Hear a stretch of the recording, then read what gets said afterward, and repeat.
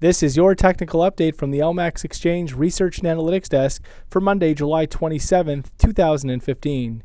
Euro dollar. So the euro seen a nice little correction to the upside after stalling out at 108.09, and the market potentially could see additional upside over the coming sessions, although any gains are still classified as corrective with the market locked within a more well-defined downtrend. At this point, look for a lower top to carve out somewhere ahead of the 112 area in favor of the next downside extension back below 108.09 and towards the multi-year low from March at 104.62 further down.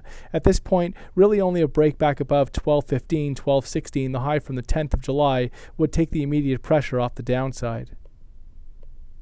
Sterling dollar. So cable looks like it's in the process of carving out a higher low ahead of what could be the next major upside extension back towards that 2015 peak that we saw several days back at 159.30 on the 18th of June. At this point, only a break back below the recent low that we saw at 153.50 would compromise the current bullish outlook.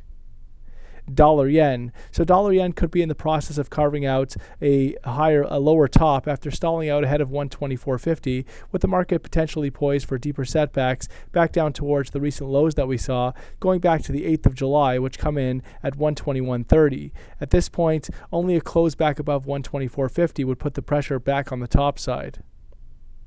Euro Swiss. So a key break for Euro Swiss last week, with the market taking out some previous resistance in the form of the 4th of June high at 105.75, and this sets the stage for fresh upside extension back towards the February peak, which comes in at 108.15.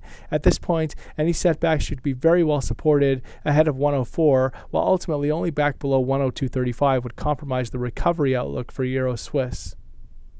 Aussie dollar. So Aussie looks like it could be in the process of potentially seeing some form of corrective upside over the coming sessions after the market had traded down to fresh multi-year lows at into the 7200s, 7260s, the latest low that we've seen. However, the daily studies are oversold, so this is why we could see a bit of a correction before the market looks to resume its downtrend. Ultimately, though, any rally should be very well capped ahead of the 76 area.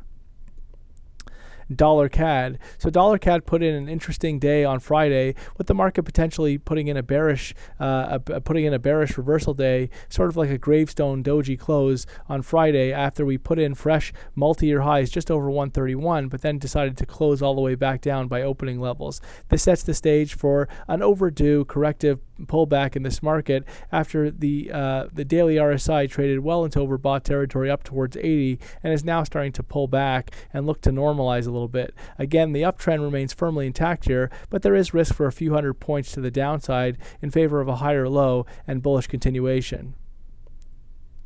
Kiwi dollar. So Kiwi remains locked within a well-defined downtrend, with the market trading just off its recent multi-year low at 64.98, but the market could still see deeper setbacks below the 6,500 area down towards 60 over the medium term. Still, daily studies have recently been unwinding from oversold, and there is the possibility for a bit of a corrective bounce before we see a lower top and fresh downside, but ultimately any rally should be very well capped into the 68 area.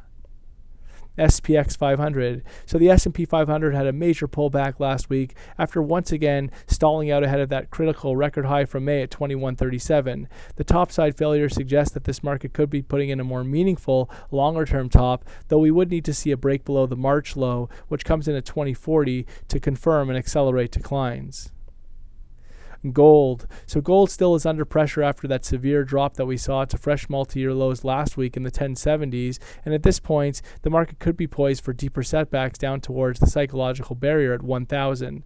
Really, we would need to see a break back above the 1175 area to take the immediate pressure off the downside in the gold market.